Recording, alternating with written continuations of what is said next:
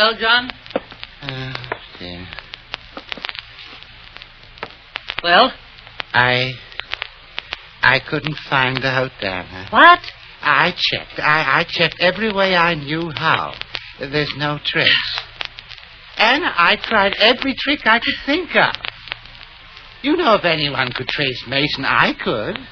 Why, even the police are baffled too, Anna. All I need is a little time.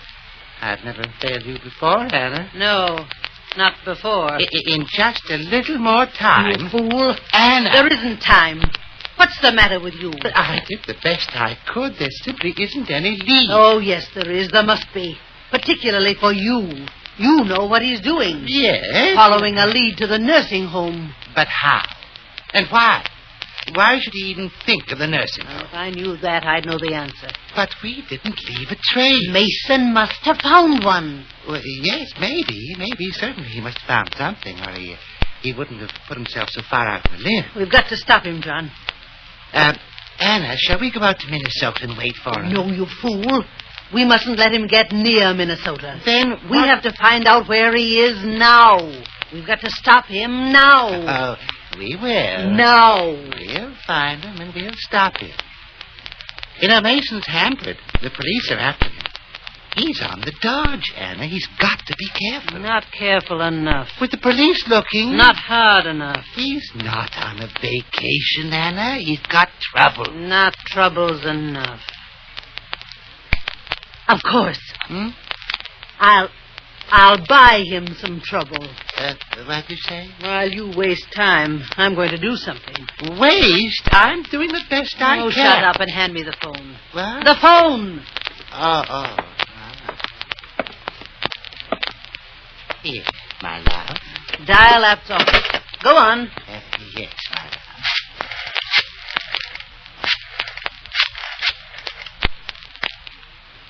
Anna, what? Just shut up. There's someone answering. Hello?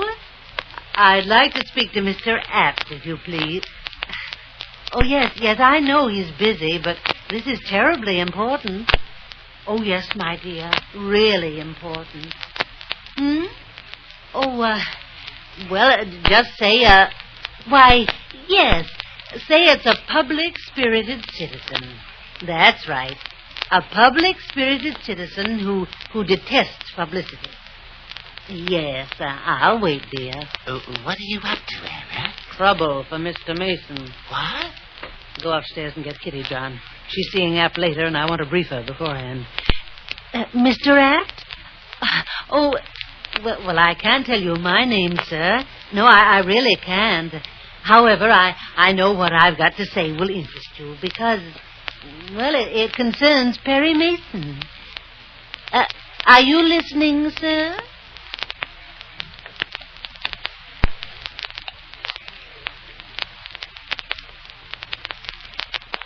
Well, up until now, Perry Mason and Della have had very little trouble, as under the names of John and Sally Smith, they've been driven southward by the salesman, Mr. Norris. Oh, Norris had done a lot of talking about the places he's been and the things he's seen and his business triumphs, and Perry and Della have learned that Norris considers himself a very sharp fellow indeed. But for the last hour or so, Mr. Norris has kept returning to the subject of the fugitive lawyer, Perry Mason. And Mason is beginning to notice a speculative gleam in Mr. Norris's rather close-set eyes. Now, as they drive through a little town just south of Baltimore... As I was saying about that Mason thing... What road are we on, Mr. What's that, Norris? Miss Smith? What road are we on? Oh, well, this is a little back road I happen to know. We stay on this a few more miles and then turn southwest for Atlanta. But now about Mason. Isn't this kind of roundabout? But, I'll make a confession, Mr. Smith. And what's that? Well, I've got a friend just outside of Washington. I want to stop off and see him. But I thought... He's a very good friend, a close friend. I always stop and see him. You don't mind?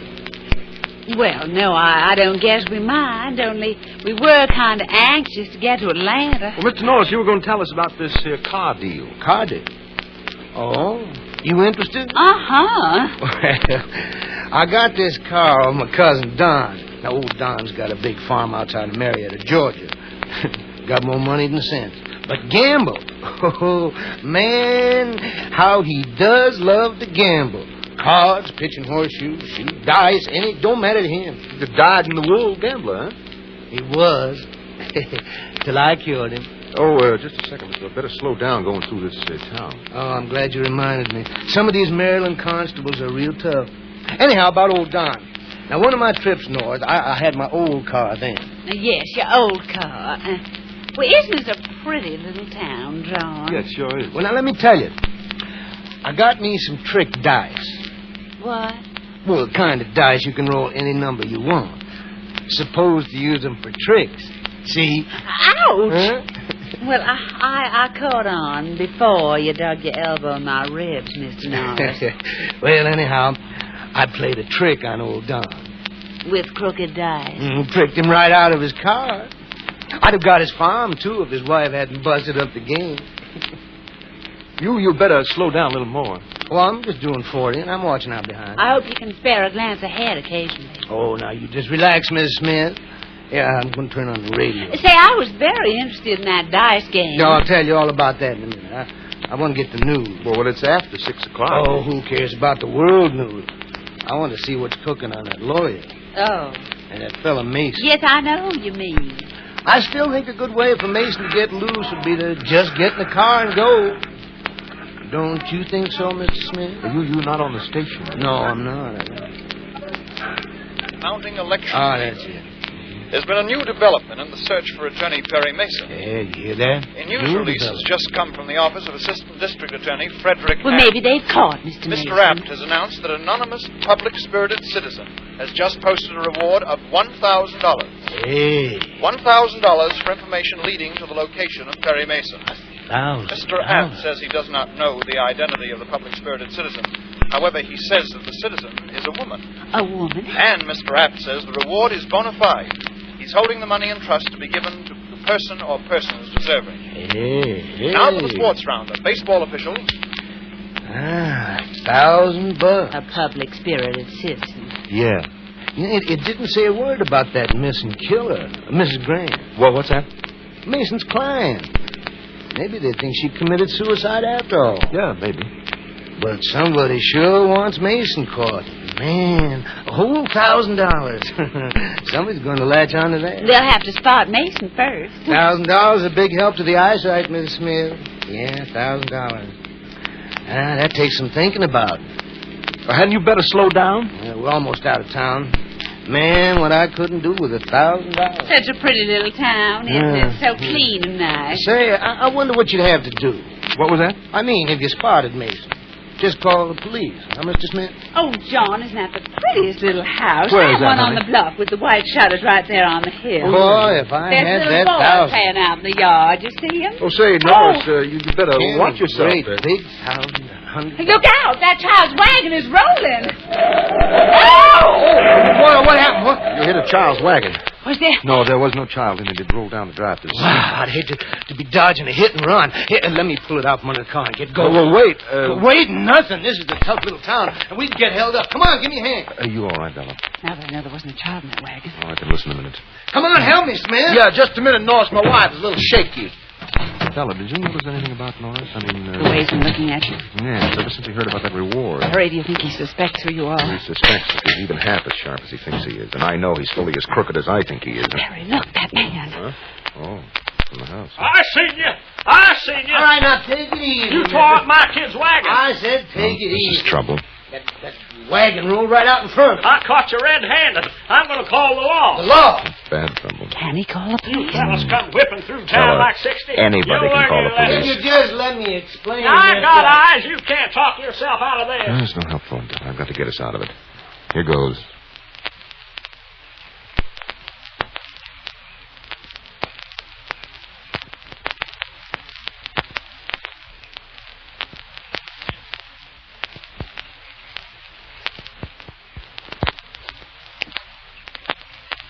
Well, Perry Mason ran into trouble much sooner than Anna B. Hurley expected. Trouble Hurley expected. Trouble Hurley expected. Trouble due to the reward Anna posted. because Norris was thinking about that reward so hard he didn't see the wagon. And as we'll learn, Perry Mason's troubles have only started. But more of that tomorrow.